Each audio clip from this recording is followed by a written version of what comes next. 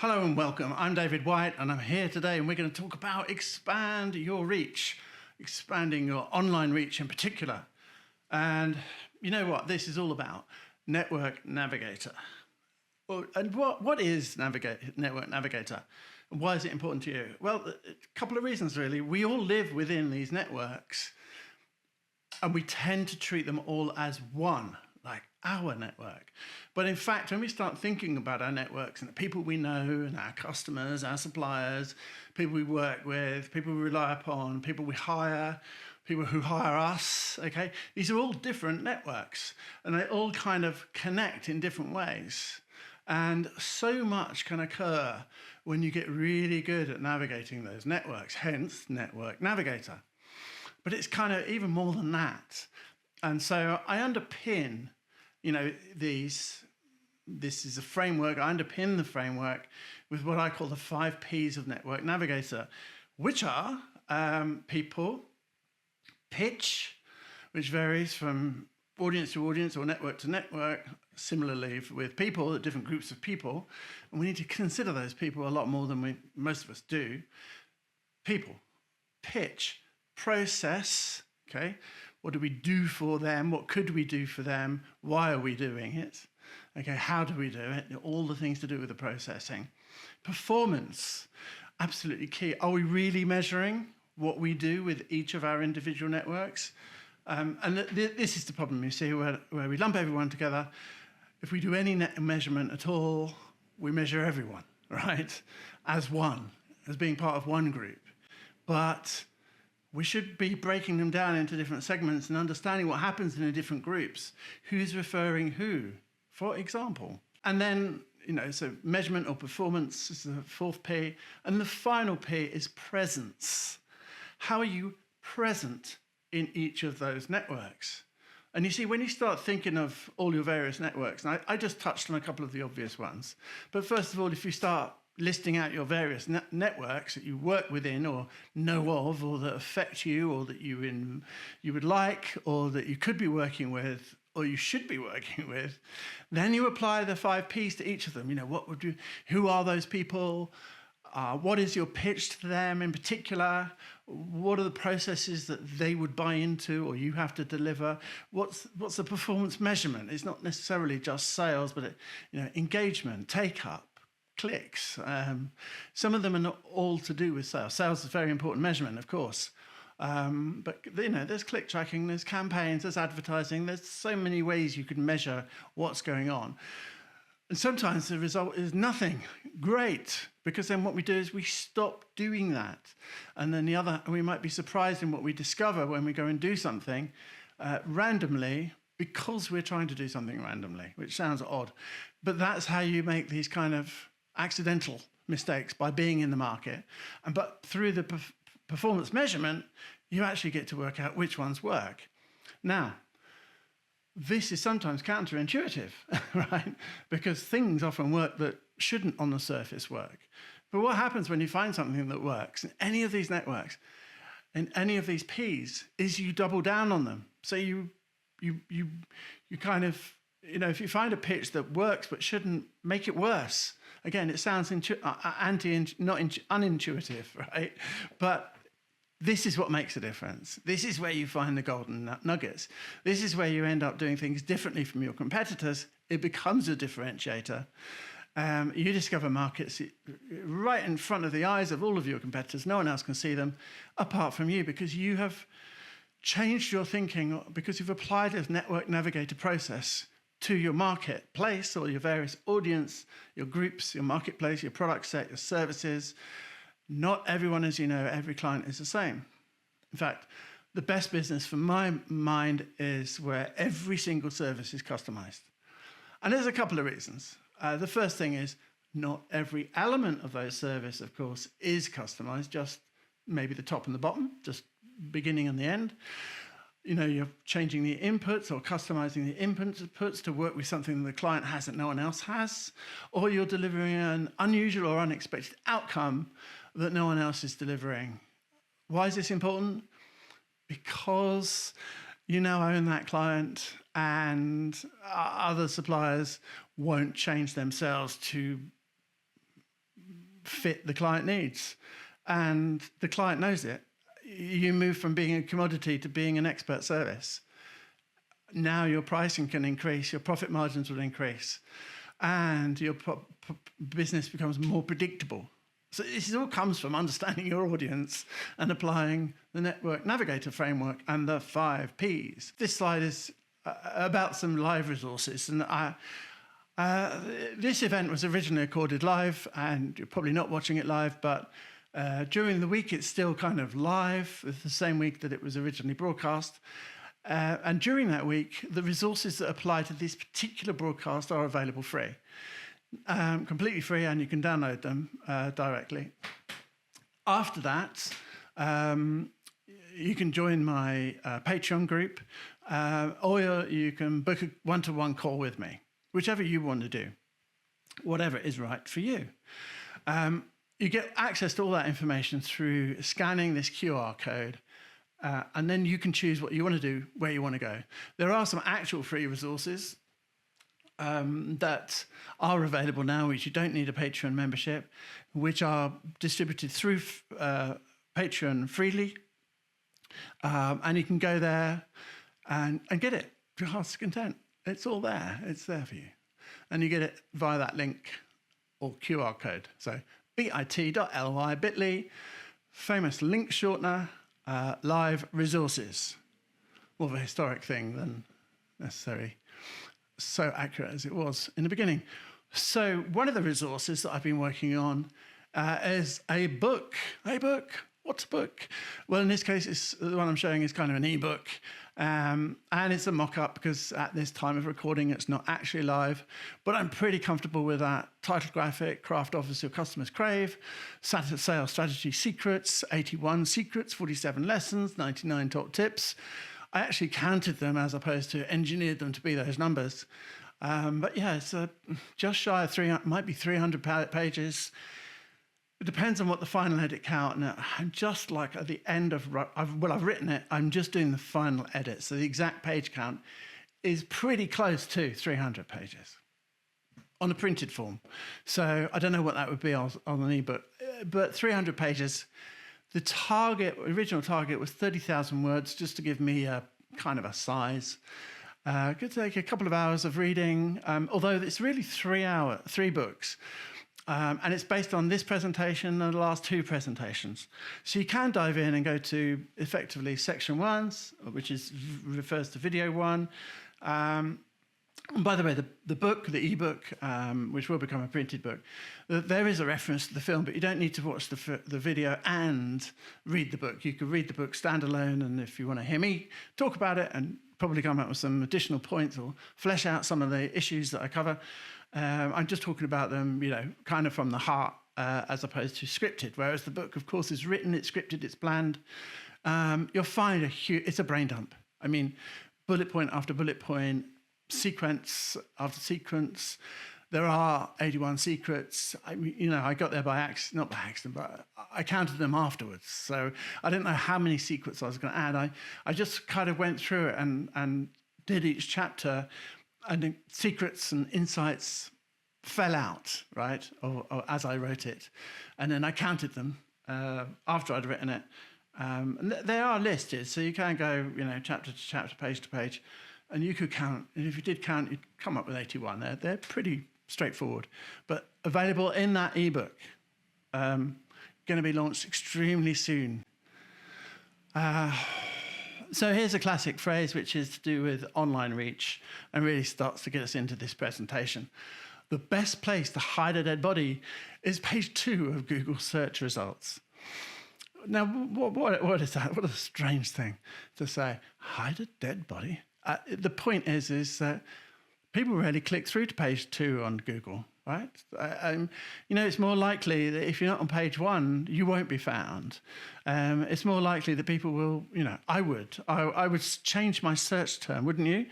If you're not getting the results you want from the page 1 of search, then, if I saw too many agencies or too many of this or that, comparisons, I don't know, whatever came up, I would,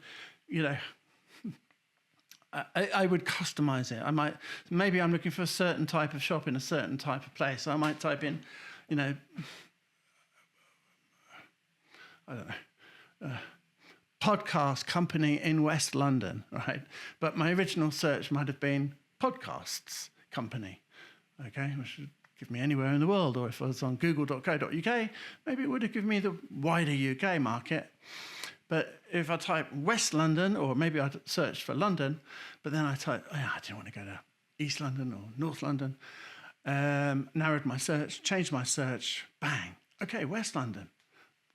See, rather than go to page 2 and keep looking, it's easier to change your search term, right?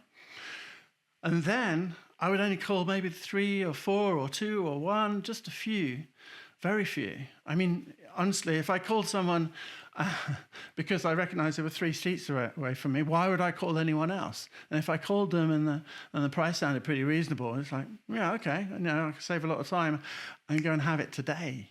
Now, as it happens, there is a podcast studio like 3 weeks ago, and you're probably telling me, go there. I get it. Maybe I should. This is a bit about me.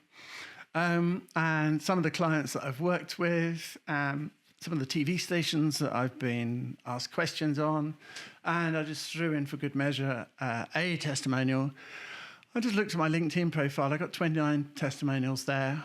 I just uploaded a few from different sources, including this one that's not on LinkedIn as happened. This one came from the testimonial from the back of a book that I published. And yeah, my home site, my David White Consulting website, there are 16 that I got listed there. But for some reason, they're all there. And the website is only showing 12 of them. So it's only when you click on one and go to the next one that you get all 16. Anyway, it's all a bit weird. Point is, there are lots of people that say quite nice things about me. I've been invited on radio for my opinion and TV and written articles for newspapers. I still write. I'm having one weekly newsletter published as we speak. And I've worked for a whole bunch of clients, including these big brand names. This is really where I get my experience from. So does any of this apply to medium-sized and small companies? And the answer is, of course it does. I work with, in most cases, a couple of people or a small division or department within, for example, Disney. Not the entire Disney corporation across the world in all their multiple locations all at once. That's just impossible. I did work in Disney London, launch of their website, especially for their parks.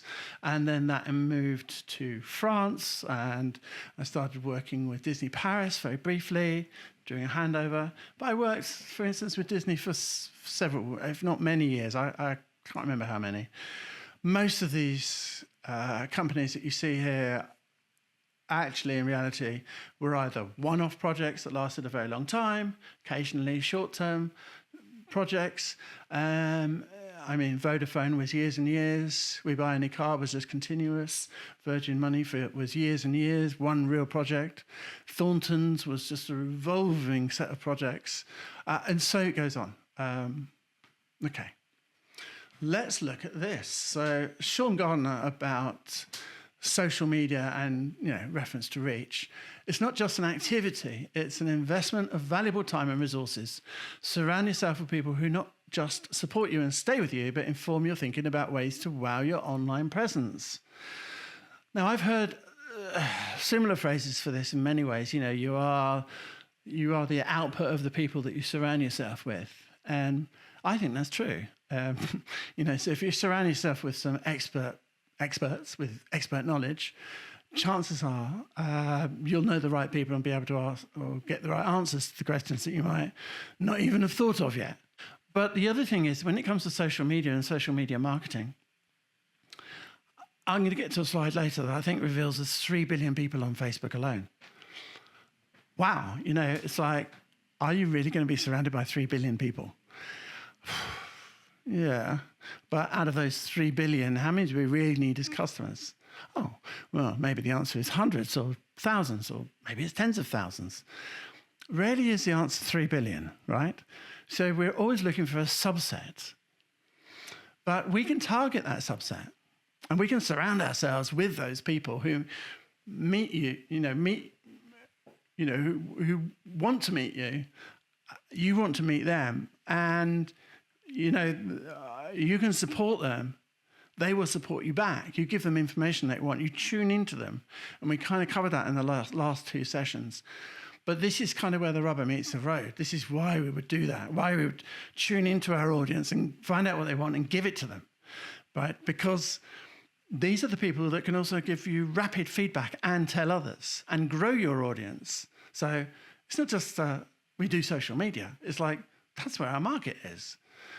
Even in niche business-to-business sectors, that social media may not be Facebook, it may be LinkedIn. So here's a great phrase from a colleague, Mary Smith. I published a book with her, The Relationship Age. Content is king, but engagement is queen. And the lady rules the house. Oh, yes, she does.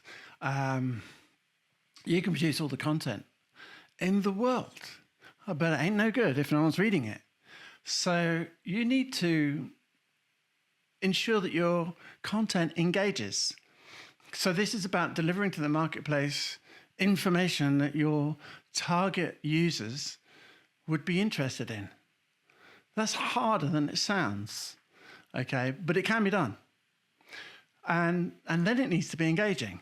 Not only do you have to supply it, but you want to kind of develop a conversation. And you can do that by doing things like adding a question or a series of questions, or working out the questions, that you are designed to engage, that are designed to elicit feedback.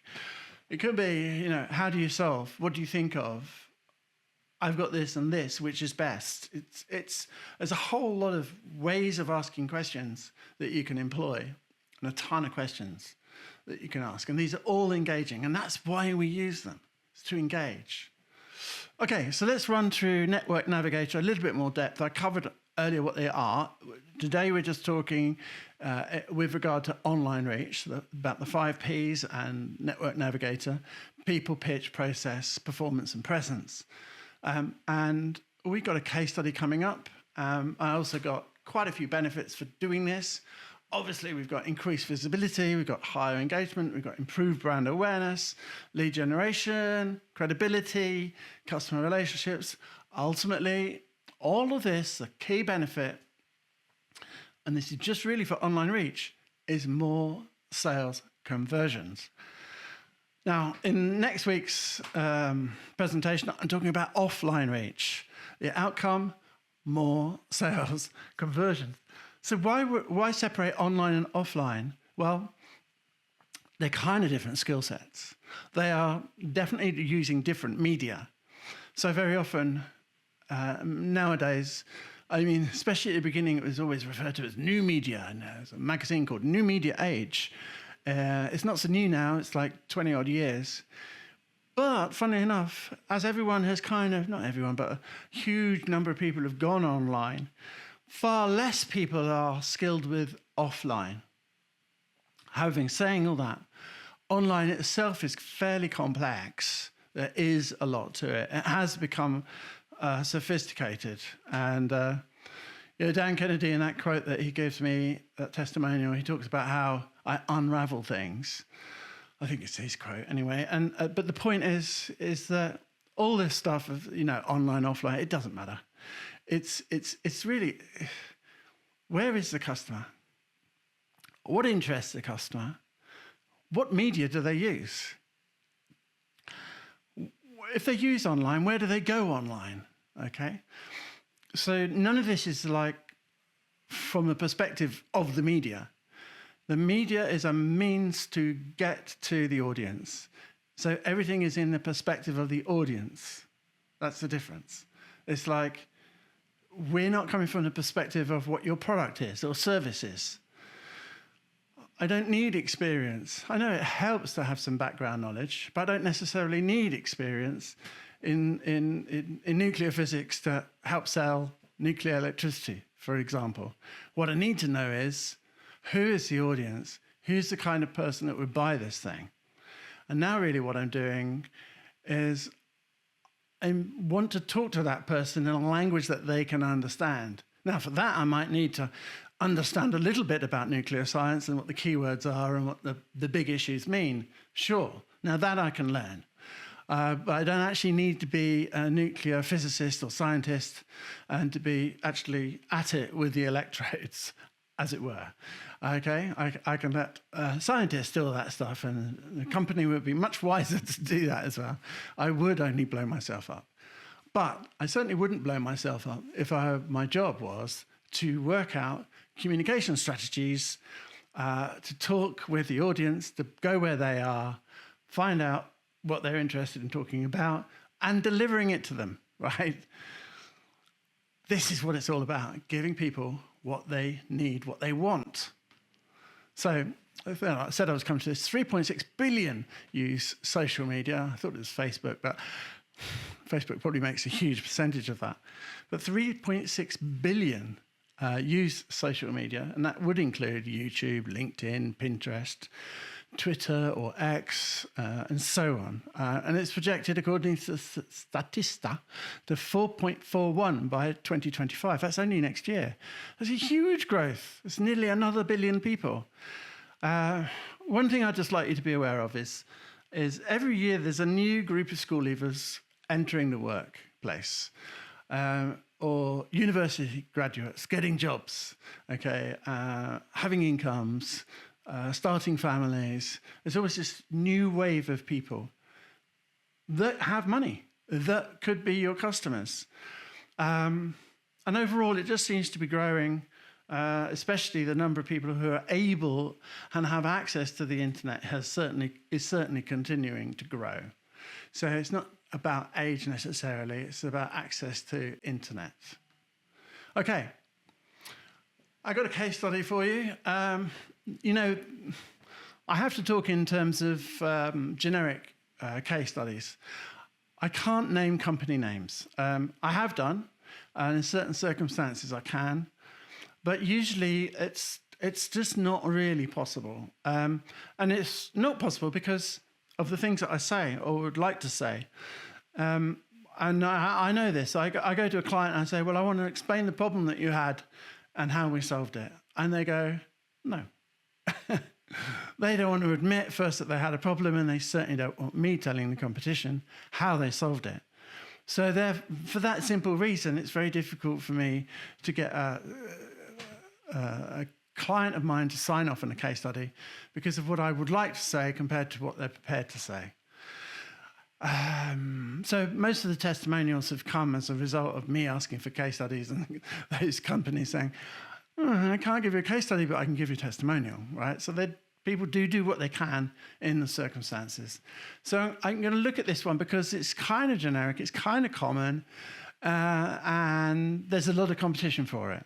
So how would you win in online, with your online reach in health? And you can apply this to almost any industry, every industry, in fact, because everyone is involved in a competitive industry.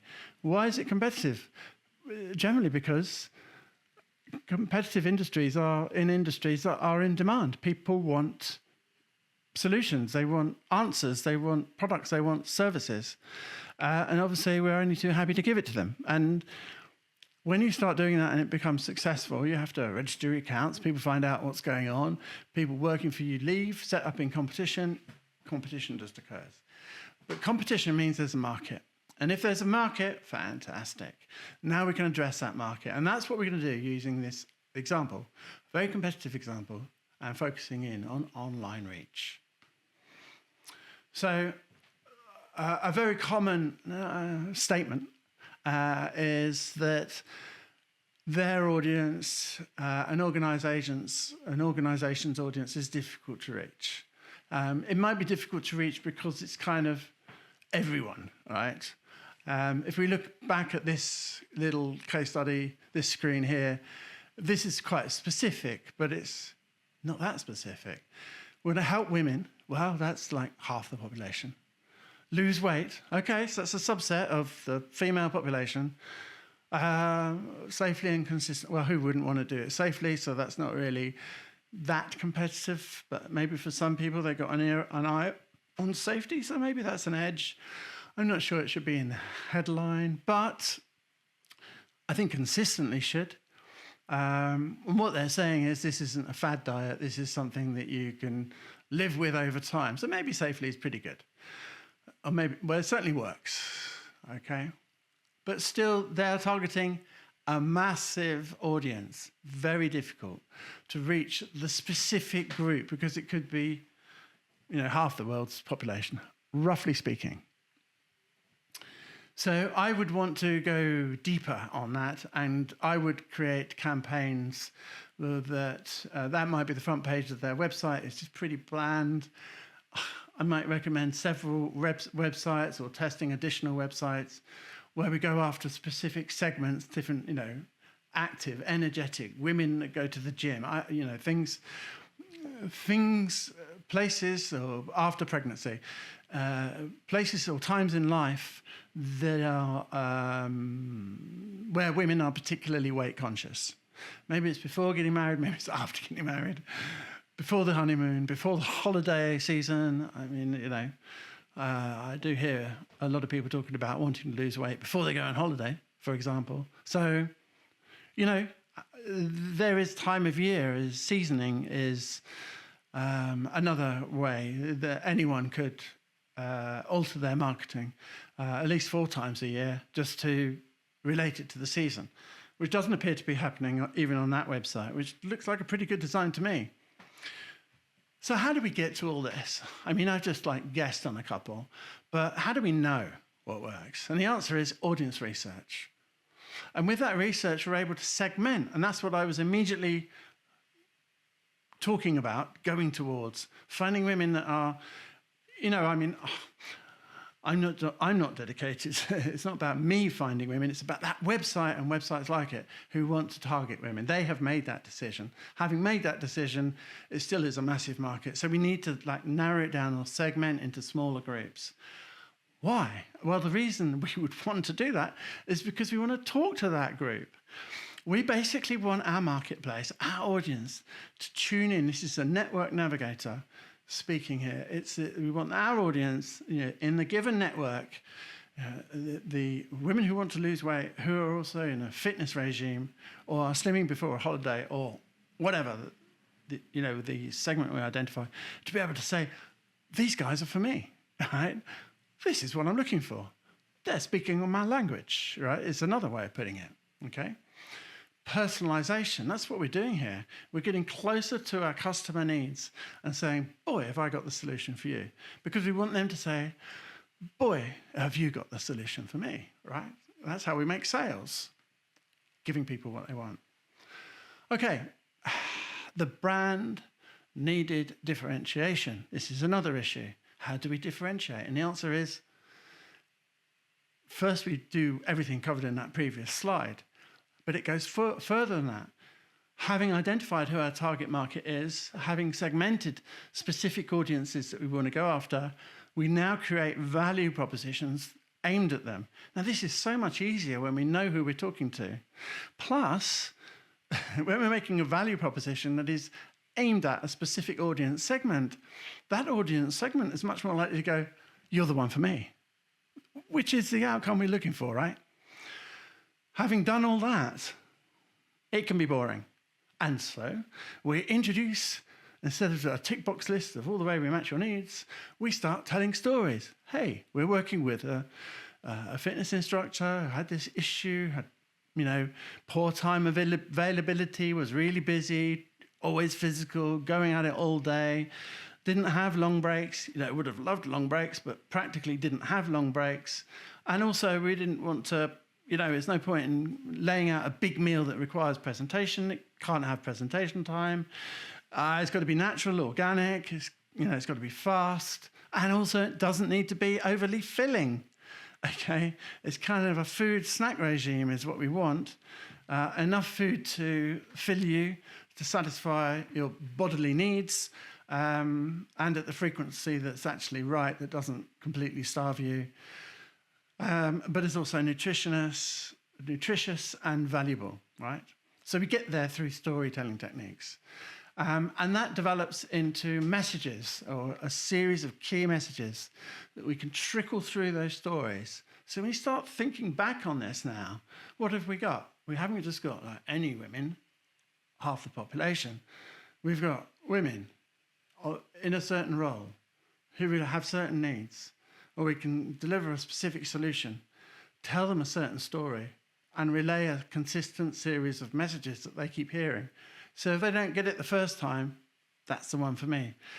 They're going to get it eventually by hearing it multiple times. Okay, do you know what? This company, this supplier, this health food store, they're obviously just completely dedicated to helping women who are in the gym a lot. And that's me. These people are for me.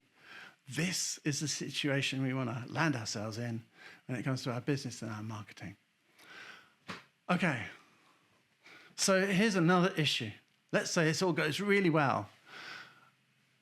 Actual one-on-one manual interactions are time-consuming.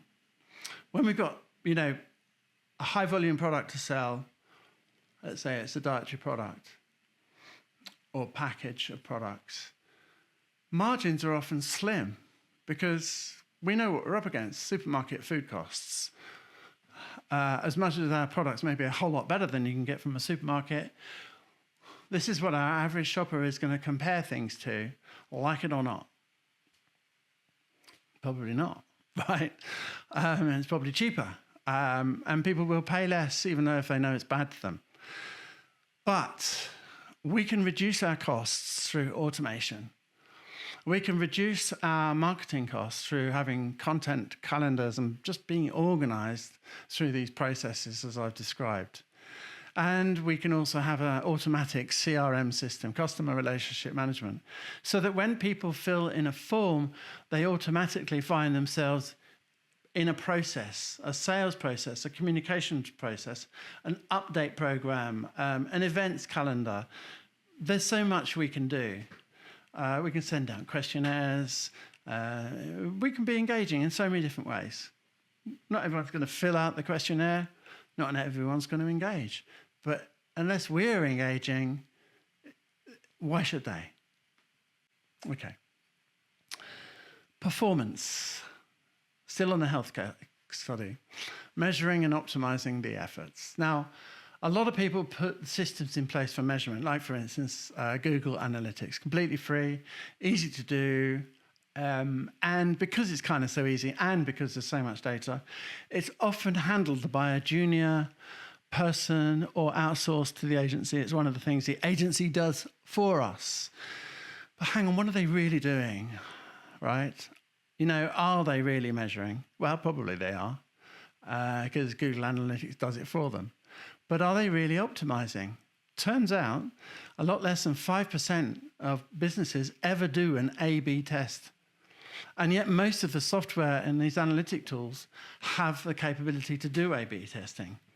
And certainly when it comes to various questionnaires and surveys from these tool providers about what kind of systems that you want, A/B testing is always fairly top of the list. People say they want it.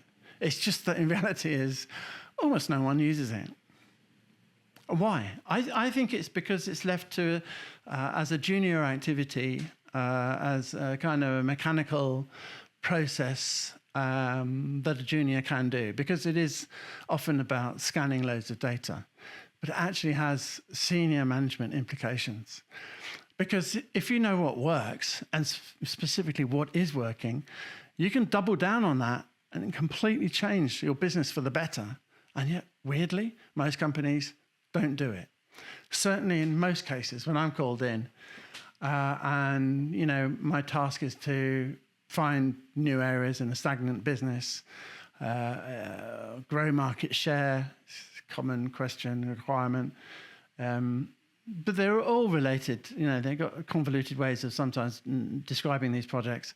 But nearly all, they won't really kind of articulate that what they want is more growth, because they can't tell anyone that they're not achieving growth.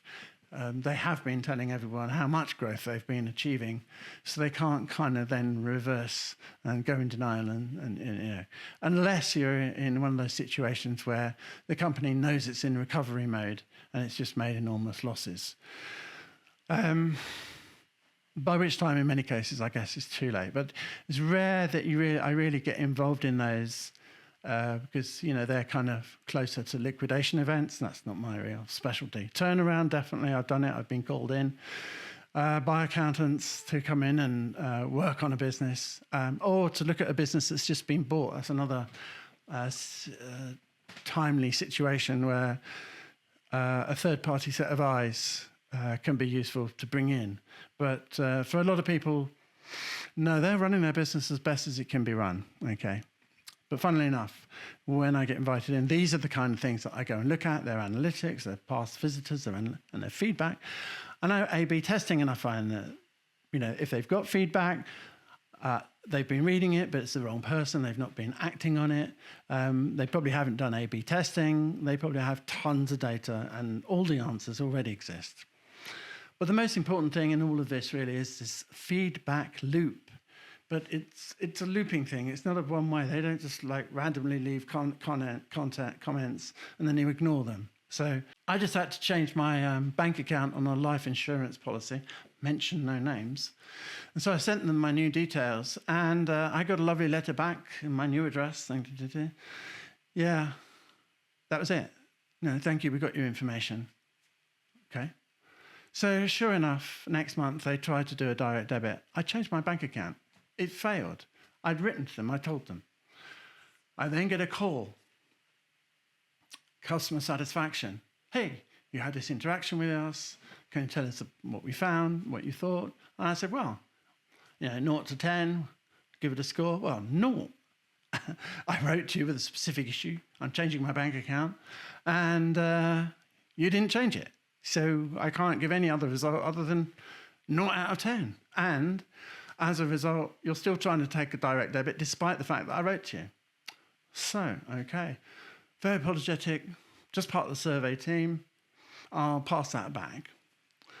I then got a letter in the post saying that an email had been sent to me. I hadn't seen the email. But still, they didn't actually act on the information that I sent to them. I get another letter. Your direct debit has failed. But this time I rang them up and I said, look, I've written to you, right? I've responded to your customer feedback. No one's listening. Major finance company. So they've gone to all the trouble of employing all of this process. But no one's paying any attention. I mean, I know the calls are recorded. Who's listening? No one. Who's reading the letters? Well, seemingly people that can't take action on them. What is the point, right? And I told them, and the person said, well, it's all done now. I've done it for you over the phone. I pull my hair out in despair. How many customers should they be losing? Big brand. Probably all of this is to reduce the amount of paperwork, okay? Well, I should imagine they're probably reducing the amount of customers they're getting. It's very, very common that this stuff gets little or no attention. Okay, so building a strong online presence. Still in this health case study, and this is the final P, presence. SEO optimization is a topic I've been involved in for the last 30 years, giving away my age, but I still do SEO for clients. Social media strategy obviously has been added to the portfolio. I've done a lot of work with that, particularly around content development. And influencer partnerships. So this one always makes me smile. In most markets, there are influencers that we can find and we can work with. We can pay them, right? But if you actually look at them, what do they really do? Why have they become influencers? In most cases, there's no reason why the companies, the suppliers to markets can't become their own influencer. It's just a campaign strategy, right? So someone has decided to make themselves into something which gives them the right to refer to themselves as being an influencer.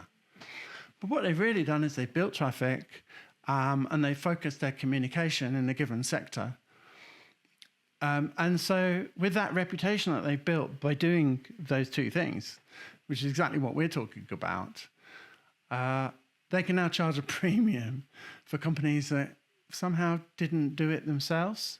And these are often companies that employ agencies. I wonder, or what is happening? How businesses can kind of miss this and then be prepared to pay for it, or get to the point of saying, we're not paying that, when they could have had it at a fraction of the cost either way. Anyway, that's why I provide live resources. And you can get them at bit.ly live resources, or scan the QR code. You can book a one-to-one with me via that scan. You can go download the resources for this particular event during the week that it's live, or it's the week after publication, I should say, because it remains live for as long as YouTube will have me. And after that, the resources are available via Patreon. And I suggest you join that, because there's all sorts of things building up there that you can have. It doesn't cost any significant money. I've deliberately made it easy to subscribe, but there is a subscription required, and I have done it deliberately so that I can focus on really working with people that I can help, who are committed enough to want to sign up for something like Patreon, and to really master this topic, because getting business through these marketing techniques they recognize as being a useful activity. And this is what I do. So here we are. So increasing your reach, here's a staggering factor that a lot of people seem to not know. But for every dollar spent, email marketing has an average return on investment of $42. I mean, that's according to the DMA, and I know that there's a very large sample group involved. So it's going to be more for some, less for others. But certainly, email marketing costs so little. We should be doing more of it. Increased visibility means more people will discover your brand. Stop hiding. Higher engagement means more people will interact with your brand, will spend time with your brand. And online marketing like this, aimed at engagement, apart from the cost of mounting the campaign, for the same price, without extra cost, in other words, the thing can go viral, and the amount of time spent is a fraction, or can be enormous compared to the amount of money that's actually spent. Because online is an engaging medium. It is, people can click, they can fill in forms, they can respond, they can get responded to, they can feel like they're looked after.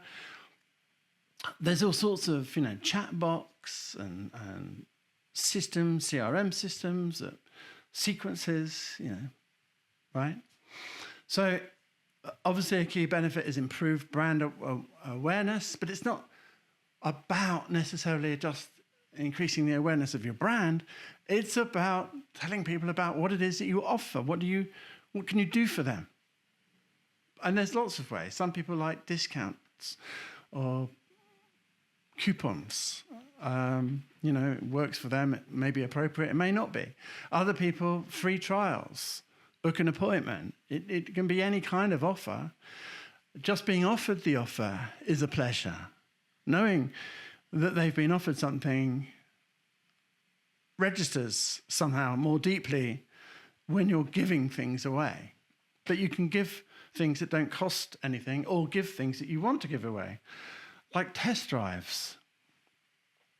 You may send someone an email saying, hey, test drive this new Ford at my garage. I don't want a Ford at your garage, thank you very much. But my neighbour was talking about a Ford. I'll tell them about this voucher or this offer. It's part of spreading the word. Maybe it's mother, sister, daughter, wife, I don't know. The entire process is all about lead generation and attracting more customers. It also enhances your credibility, because, I I've had lots of conversations over the years about authority and the importance of authority. I can't tell you how many people I know would say authority is absolutely key. But then when you say, well, okay, that's interesting. Most people do agree. Authority is key.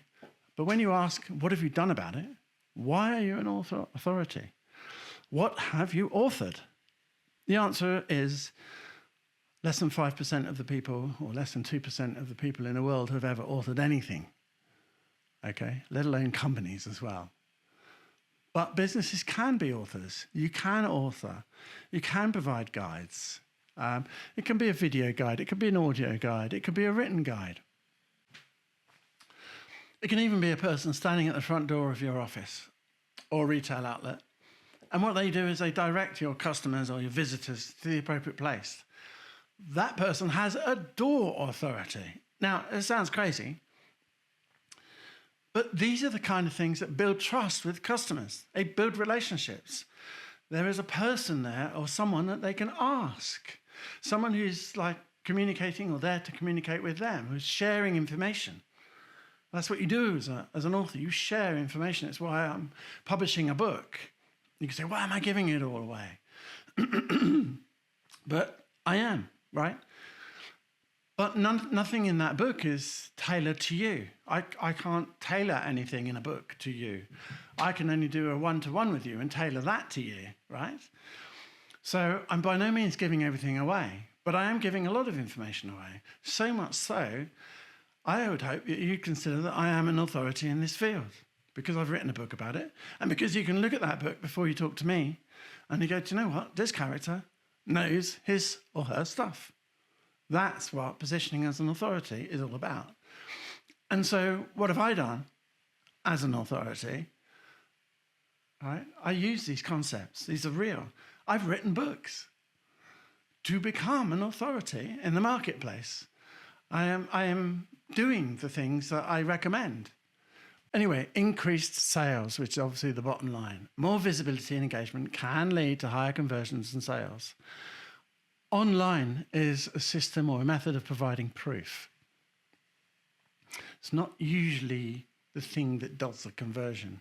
In e-commerce, it definitely is because it's all you've got.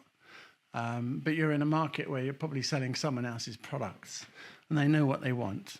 Okay, so what actions would I take? So I've got a series of slides here just dedicated to actions. I think there's 7 of them.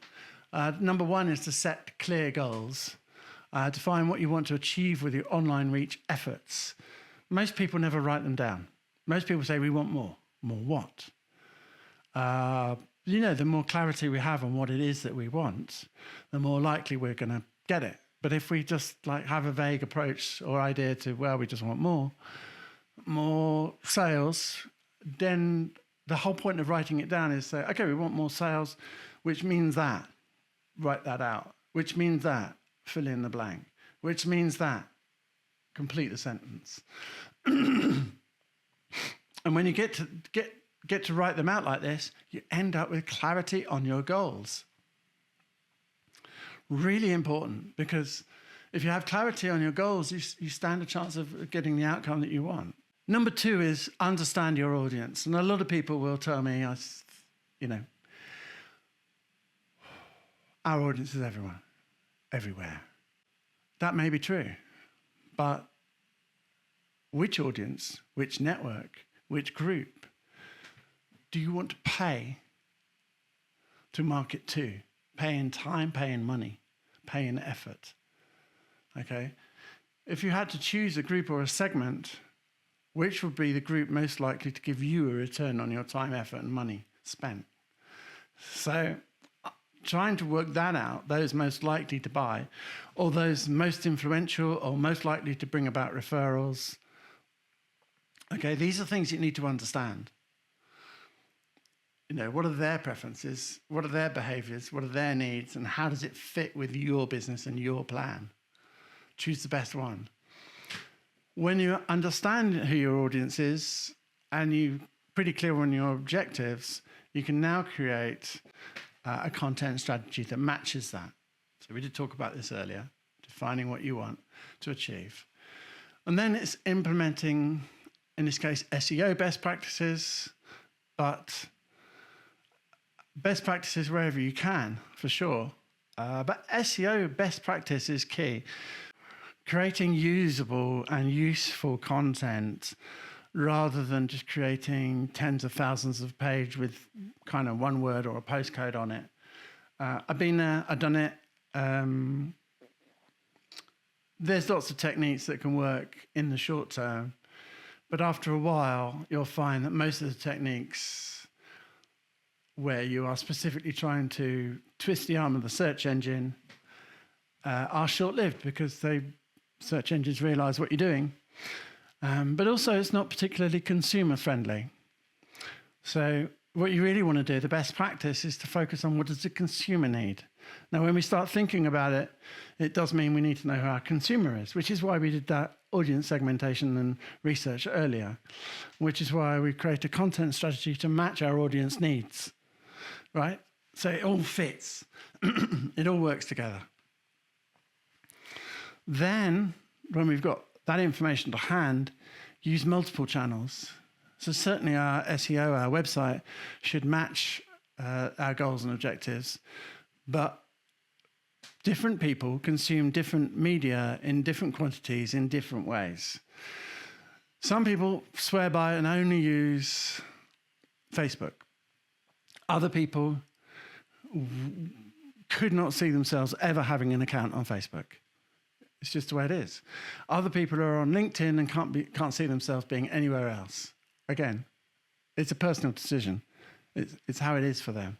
And some people are spread across some of those media, if you want to call it that, sparingly, and yet others sort of flood everything.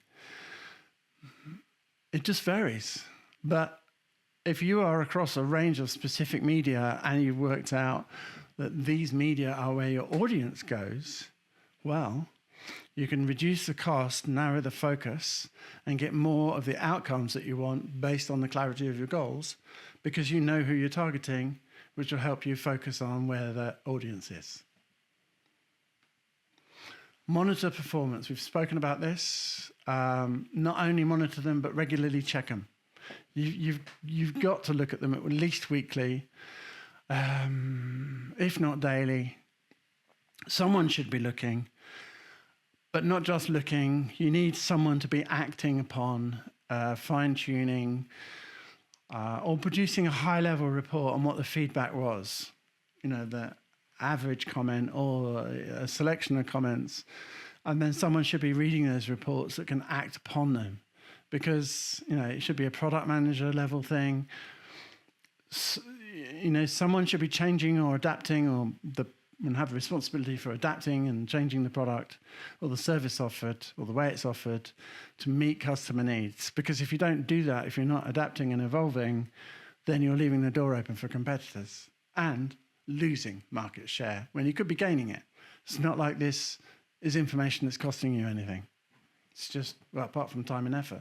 But it's the kind of time and effort that pays dividends, for sure, right?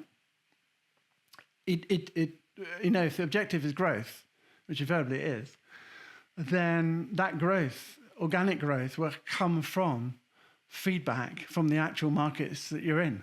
Right? That's where it tends to come from. So, you know, my kind of final action is to adapt and improve.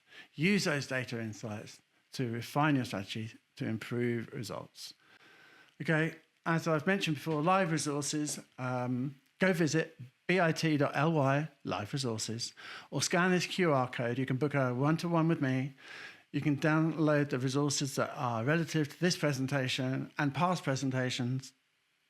You get access to the Patreon group. Everything's there. One place, one click, bang, do it. Okay, I'm going to go through a section now. Mistakes. I've made a few. We learn by our mistakes. I love the way Elon Musk knows he's going to make a mistake, expects to make a mistake, and as a result, knows that he's going to find improvements. Absolutely. That's how it is in digital marketing. So the biggest mistake most people still make is they don't ensure that their website is mobile friendly. So there are lots of websites out there that just don't work very well on mobile. And you might say, well, it's because it's expensive. Well, it might be. It shouldn't be. Maybe you're dealing with someone that doesn't know what they're doing. Then it would be expensive because you've ended up with something that isn't mobile friendly. That means 54% of the market is not going to be accessing your website because 54% of all online actions occur through mobile nowadays. Right. Even if all they're doing is searching for information, they search via their mobile. Mobile first is the strategy that you should be adopting. A poor user experience leads to high bounce rate, lost opportunity, but also reflects badly on your brand. Lose market share, people think you're rubbish, which is probably not true. Inconsistent branding, wild colours, changing colours, logo here and there, hit and miss. It doesn't build trust. It weakens your brand identity. It applies to the last slide as well. If you haven't got your branding right, your audience start getting confused. So if your audience is confused, maybe it's because, well, invariably it's because you're not communicating properly. It's down to you, not to them. And if the audience is confused, guess what they're going to do? Well, they're not going to buy. Amazing, right? So everything's going to suffer. Poor audience research. Ignoring analytics. More than hammered this home. Most people don't actually use the tools that they've got for free. They are ignoring a treasure trove of information. I did explain that case study with this major insurance company. Deliberately ignored me and my feedback, which was about payment. So, I wanted to pay them. I knew I was changing my bank account. I told them that I was changing my bank account. They ignored me. How could they have expected any other outcome? And the answer is, no one expected anything because none of them there are thinking. Oh, it's a customer. How annoying is that? Getting in my way of my day. How do I feel about that company? I don't really feel cross. I just feel that, wow, I'm doing business. I've had this life insurance product with a company that doesn't like customers. I'm relying on them. And they are unreliable. How? What am I doing? What a big mistake I have made through their inaction. I've just got the tools that I have to play with, and I've got to make the best out of them.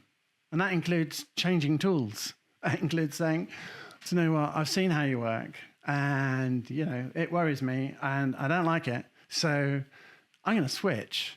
I'm going to find another supplier who, in this case, this example that I gave you, it's just how I was treated. Like, I want to change my payment. It's not like I want to cancel, but now I do want to cancel. Right? That's what it's led to. Because they're, going to the point of taking feedback, not acting on it. Content strategy, lack of. Yeah, so a common situation is people don't want to touch social media, online marketing, because they don't know what to say. And it's because they haven't got a strategy, and it's because they haven't followed the points that I've tried to make. They don't have a framework to follow. They don't have a 5P program that they could follow. Just so much is missing that it damages the future opportunities for their own business. The impact is massive. Okay, question time. So we close down and come to the end of the presentation. Thank you for staying with me. Now let's look at the first question. How often should I post content? Well, daily, twice daily, 3 times a day, weekly, monthly. There's nothing wrong with any of those answers. It's just more like, let's imagine if you went weekly and you posted once a week, how many people would recall who you are a week later?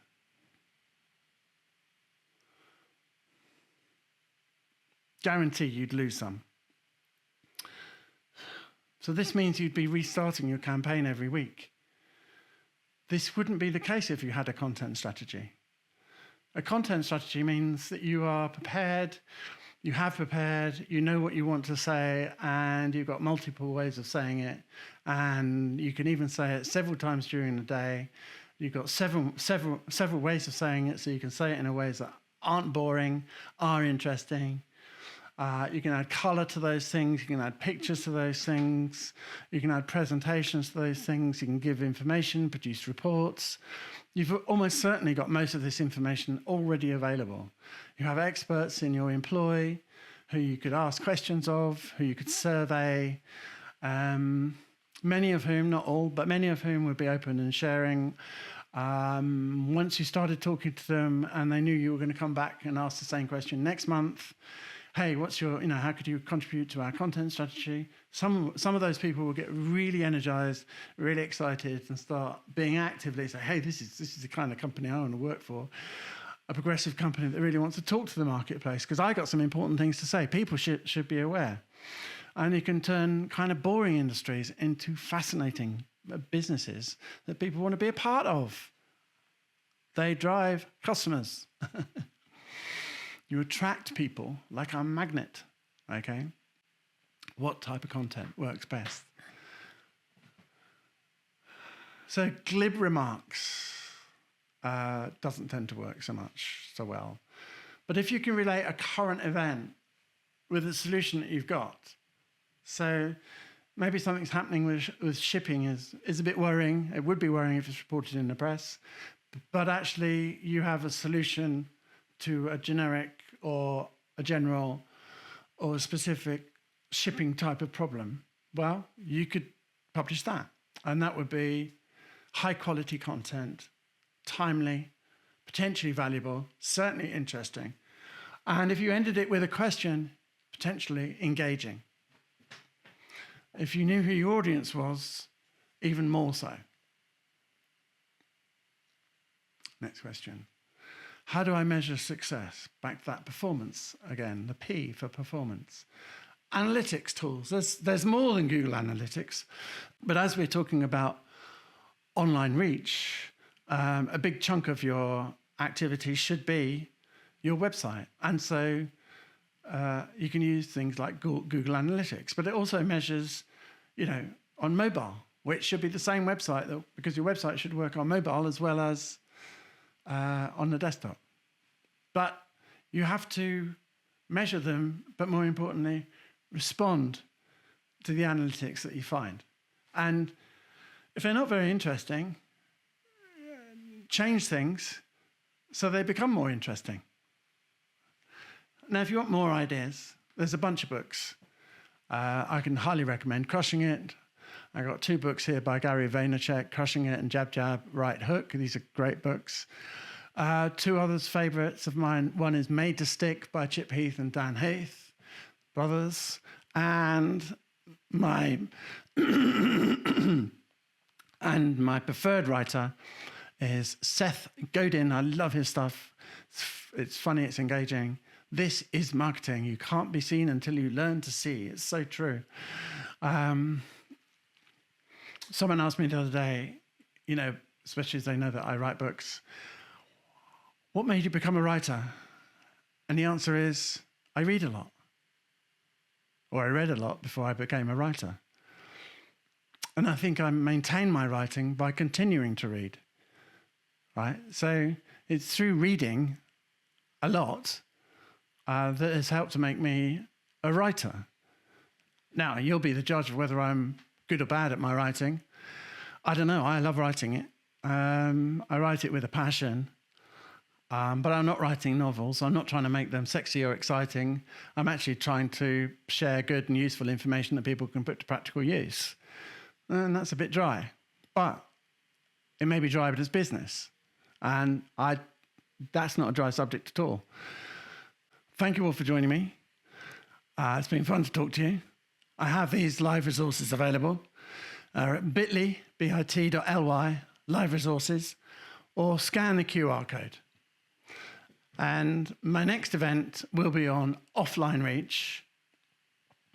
A lot of people don't do a lot of offline reach. So this promises to be an area that is likely to give you some competitive advantage because so few do offline reach nowadays. So, because the numbers are less, because people are getting less information by mail, it means that offline marketing is often a lot more powerful than online marketing. For one, a letter in the post is likely to last minutes, even if it travels only from the front door to the rubbish bin. But generally, most mail, done well, can stick around for days. Either way, digital marketing, when dismissed, lasts nanoseconds.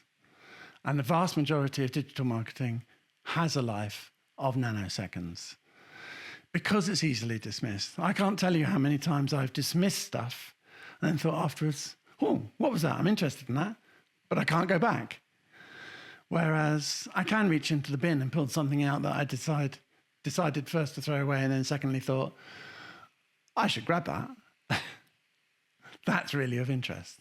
Anyway, I look forward to talking to you more about that next week. Thanks again for joining me, and I'll see you then. Bye for now.